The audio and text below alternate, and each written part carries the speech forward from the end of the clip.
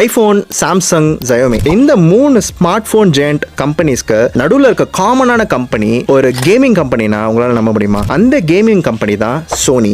Sony கிட்ட இருந்து என்ன பிசினஸ் லெசன் நம்ம லேர்ன் பண்ணலாம், எப்படி அதை அப்ளை பண்ணலாம் நம்மளோட பிசினஸ்லன்றது தான் இந்த வீடியோல பார்க்க போறோம். சோனி எல்லாருக்கும் தெரிஞ்சு டெலிவிஷன் மேனுஃபேக்சர் கம்பெனி ஒரு கேமிங் கம்பெனி தான் நினைக்கிறோம். ஆனா அதை விட ஒரு பெரிய game Sony is playing behind the scenes. அது என்னன்னா, Sony dominate the world smart phone market, smart phone camera market, and it makes $10 billion every single year from this particular niche market. 2023 மட்டுமே வேர்ல்டோட 53% of the global image sensor market Sony control பண்றாங்க. சோனியோட image and sensing solutions division மட்டுமே they are pulling in $10 billion every single year as revenue. So இதுல இருந்து நம்ம என்ன கத்துக்கலாம்? நம்ம ஒரு பெரிய ப்ராடக்ட் பில்ட் பண்ணணும்ன்றது அவசியமே இல்ல, ஒரு பெரிய சர்வீஸ் பேஸ்ட் இண்டஸ்ட்ரி பில்ட் பண்ணணும்னு அவசியமே இல்ல. we should have a monopoly. அந்த monopolyனா என்னது? Identifying a value proposition in the supply chain or course of material supplied in one particular product or service and becoming the best in it. Sony அதுதான் பண்ணாங்க. என்னதான் smart phones, Android phones, iPhones நிறைய product based கம்பெனிஸால உருவாக்கப்பட்டாலும் they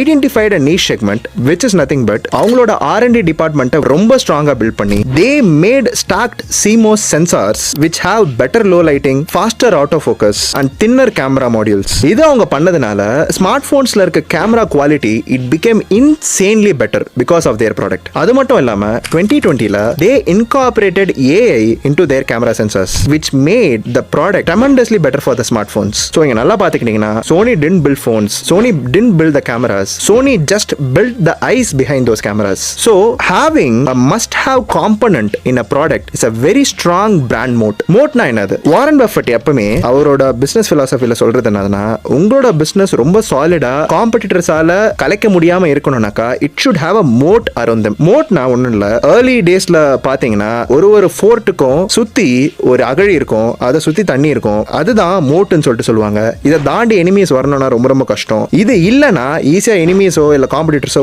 அந்த கோட்டையை அடிச்சு தகர்த்துட்டு போயிடுவாங்க. பிசினஸ்லயும் சரி, ஒரு சாலிடான மோட் உங்களோட ப்ராடக்ட் ஆர் சர்வீஸை சுத்தி இருக்குன்னா no matter how strong the competition they can't come inside the moat and destroy your business empire. So இந்த மாதிரி ஒரு மோட் இருக்க பிசினஸஸ்ல தான் Warren Buffett always invest. Because ஒரு லாங் டர்ம்ல காம்படிட்டர்ஸால தான் ஒரு பெரிய த்ரெட் இருக்குமே ஒரு கம்பெனிக்கு. ஒரு மோட் இருந்துச்சுன்னா that moat will protect the competitors from entering and hitting the business right at the core of their business. So இதை நான் இன்னும் சிம்பிளா சொல்லணும்னா, உங்களோட ரைவல்ஸால பில்ட் பண்ண முடியாத ஒரு ப்ராடக்ட் ஆர் சர்வீஸை உங்களால ஆஃபர் பண்ண முடியுதுன்னா that is your business moat. That should be very strong that your competitor should not replicate from you. So இது மாதிரி ஒரு மோட்டை தான் சோனி பில்ட் பண்ணாங்க. So அதனால தான் their single division of image and sensing solutions is able to pull $10 billion